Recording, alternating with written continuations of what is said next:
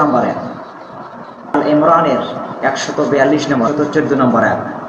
কোরআনের মতো বুঝে তাহলে আল্লাহর হুকুম আপনি জান্নাতের পথ পেয়ে যাবেন। চ্যানেল ঝাড়ফুঁক চিকিৎসা, সকল রোগের শিফা, কোরআনের শিফা। সাবস্ক্রাইব করুন এবং পাশে থাকুন। ধন্যবাদ। আসসালামু আলাইকুম। এবং আমি আপনাদের সামনে আবার হাজির। তো আশা করি আপনাদের ধন্যবাদ যে আমার এই ভিডিওটা দেখার জন্য। তো আমি আপনাদের সামনে কটা কথা বলবো। ভাই অথবা বোন, আপনি খুব গুরুত্বপূর্ণ সহকারে শুনবেন, আপনার জীবন ধন্য হবে। সেটা হচ্ছে যে পৃথিবীর তামাম মুসলমান মানুষ যারা আমরা মুসলিম হয়ে জন্ম নিয়েছি, তো আমাদের মূল টার্গেট একটাই, সেটা হচ্ছে আমরা জান্নাত যেতে চাই। তো জান্নাত যাওয়ার জন্যে মানুষ বিভিন্ন রাস্তা বিভিন্ন পথ খোঁজে, কিন্তু জান্নাতের পথ শুধু একটাই।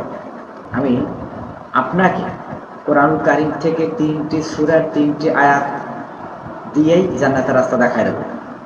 তো আপনি হয়তো ভাববেন যে 30 পারা কোরআনের হাফেজ যারা, এরা তো জান্নাত বিনা হিসেবে যাবে, আর আমি তো সাধারণ কোরআন পড়তেও পারি না, তো সংসার চালাবো না, কোরআন পড়া শিখবো, এটা পরিকল্পনা করে আপনি দুর্বলতা ভাববেন না। কারণ 30 পারা কোরআনের হাফেজ যেই জান্নাতে যাবে, আপনিও সেই জান্নাতে যাবেন ইনশাআল্লাহ। তবে একটা সিস্টেম আছে, সেটা হচ্ছে যে আপনাকে আমি যে সূরা কোরআনে কারীমের সূরার 3টি আয়াত বলবো, এই আয়াত 3টার উপর ভিত্তি স্থাপন করে আপনাকে জীবন পরিচালনা করতে হবে। সেটা হচ্ছে সূরা তওবার 16 নম্বর আয়াত, এরপরে সূরা আল ইমরানের 142 নম্বর আয়াত, এরপরে সূরা বাকারার 214 নম্বর আয়াত।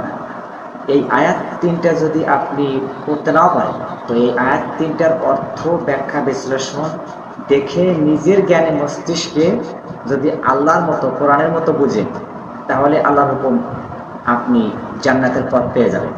ওই 30 পারা কোরআনের হাফেজ যে জান্নাত যাবে, আপনি সে জান্নাত যাবেন।